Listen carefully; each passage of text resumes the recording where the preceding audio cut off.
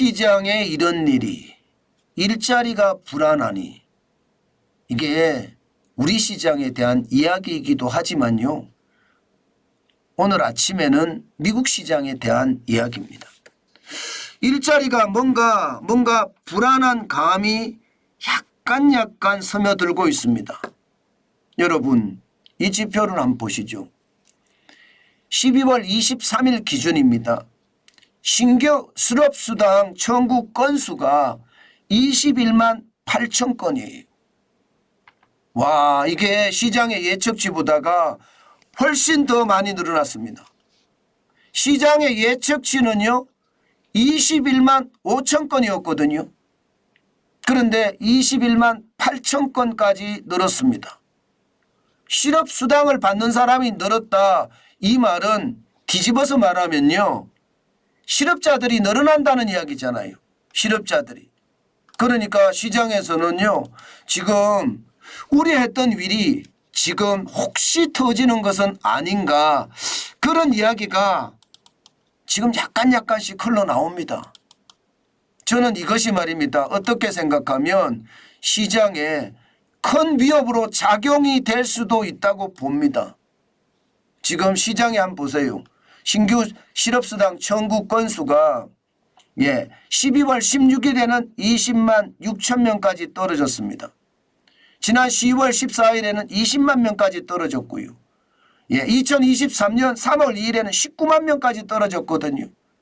그래서 전체적으로 시장의 어떤 상황이 좋아진다. 실업수당 청구 건수가 줄어드니까 좋아진다. 그래서 미국 경제가 호황이다. 이렇게 이야기했지만 최근에 들어서서는요. 분위기가 좀 달라요.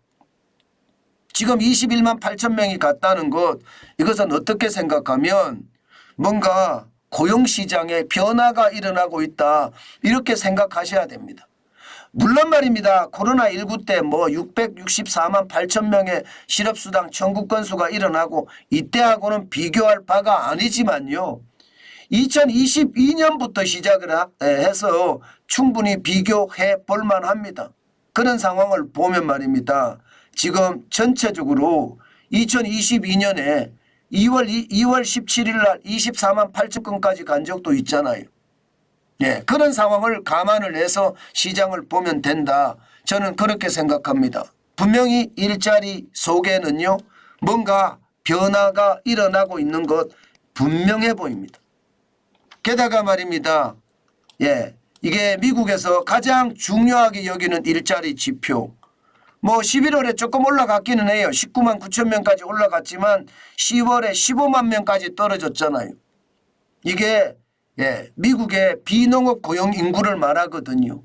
이게 15만 명까지 떨어졌다 19만 9천 명까지 올라간 것도 보면요. 여전히 고용에 대한 불안감이 있다. 지금 시장은 그렇게 읽고 있는 겁니다. 저는 이 시장이 결국 말입니다. 시장 전체의 고용 불안으로 이어지는 것은 아닌가 그 생각을 충분히 하게 됩니다. 충분히 하게 돼요. 그래서 불안하다는 이야기를 지금 많이 하고 있는 거고요. 특히 말입니다. 특히 그 미국 노동부가 발표를 하는 구인 구직 보고서 이거 진짜 만만치 않거든요. 일자리 자체를 보면 구인 구직 보고서가 지금까지 지표 중에 가장 최악의 지표를 나타내거든요. 구인 이직 보고서 그게 말입니다. 지금 보시는 것처럼 873만까지 떨어졌습니다. 채용 공고 자체가 말입니다. 이게 2022년 3월만 하더라도 1154만 9천 명의 채용 공고가 터졌었거든요. 지금 873만이니까 올해 들어 최저고요. 근래 들어 최저입니다. 그러니까 시장에서는요. 이게 고용시장이 얼어붙는 것 아니야. 이런 이야기가 나오는 이유입니다. 여러분 경제에서 가장 중요한 게 제가 고용시장이라고 말씀을 드렸죠. 고용시장만큼 중요한 게 없다. 일자리가 늘어나면 기업 입장에서는요. 당연히 말입니다. 이게 이익이 좋아진다는 뜻이에요. 아니 기업은 이익이 안 나면 일자리를 늘릴 이유가 없거든요. 그런 상황을 감안해 보면요. 기업이 일자리를 늘린다는 이야기는 소비가 좋다는 이야기잖아요. 소비가 좋다는 이야기는 일자리가 늘어나고 소비가 좋으면 경기가 선순환이 된다는 이야기예요. 그런데 일자리가 점점 줄어든다. 이것은요 경기의 악순환의 시작이라는 그런 이야기입니다. 그래서 그런지 시장도요 굉장히 불안하게 지금 돌아가고 있습니다. 잘 올라가긴 합니다. 여전히 말입니다. 미국의 주식시장은 강세예요. 오늘 다우산업지수 블루칩 중심인 다우산업지수는 0.14 올랐습니다. 53.58이 올라서 37,710.10으로 마감을 했고요.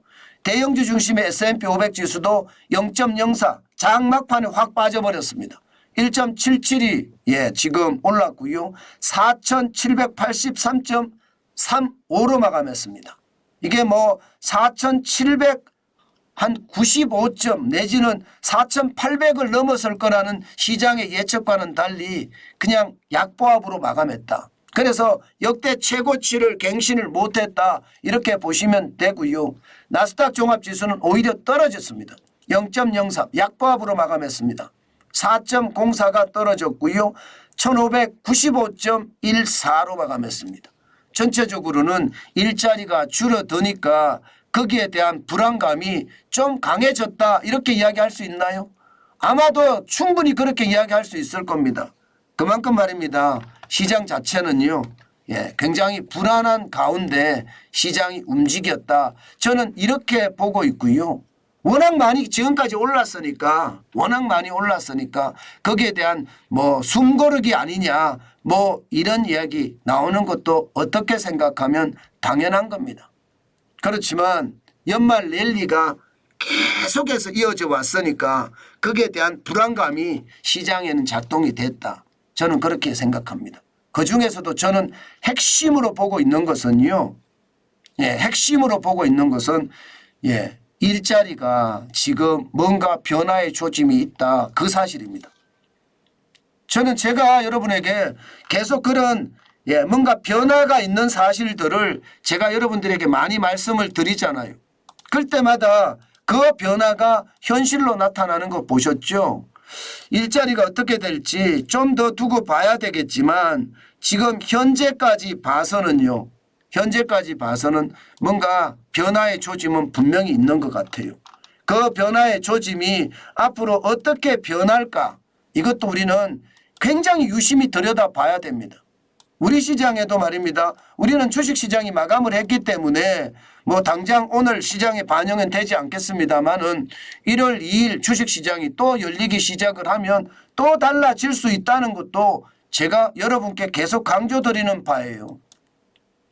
시장은요 미국 시장과 동떨어져서 우리 시장만 잘 나간다 그렇게 생각하기는 어렵다고 늘 말씀을 드렸습니다. 미국 시장을 알아야지 우리 시장이 어떻게 움직이는지를 예측할 수가 있거든요. 전체적으로는 말입니다. 미국 시장이 움직인다는 것 아마 여러분들도 보셨을 거예요. 그런데 계속 호황으로 이어갈 거냐 모르겠어요. 저는 여러분들에게 계속 말씀드리는 이유가 이자 앞에 장사 없다는 게 핵심 이야기입니다. 여러분 이자 앞에 진짜 장사 없습니다. 저는 모건 스탠리가 예측한 것처럼 미국 시장에 이자 때문에 돌연경착륙이라고 이야기한 거 있잖아요. 저는 올 수 있다고 봅니다. 돌연경착륙이라는. 저는 반드시 그 돌연경착륙을 생각해 봐야 된다고 봅니다. 돌연경착륙이라는 것은 어느 날 갑자기 경기가 툭 떨어지는 걸 말하잖아요. 여러분 어느 날 갑자기 경기가 툭 떨어지면 방어가 안 됩니다. 방어가 안 됩니다. 저는 그게 굉장한 위험이 될 수 있다는 거 저는 여러분에게 다시 한번 강조하고요. 더 위기가 오기 전에 항상 대비책 마련하는 거 잊지 말았으면 좋겠다는 말씀 더 덧붙입니다.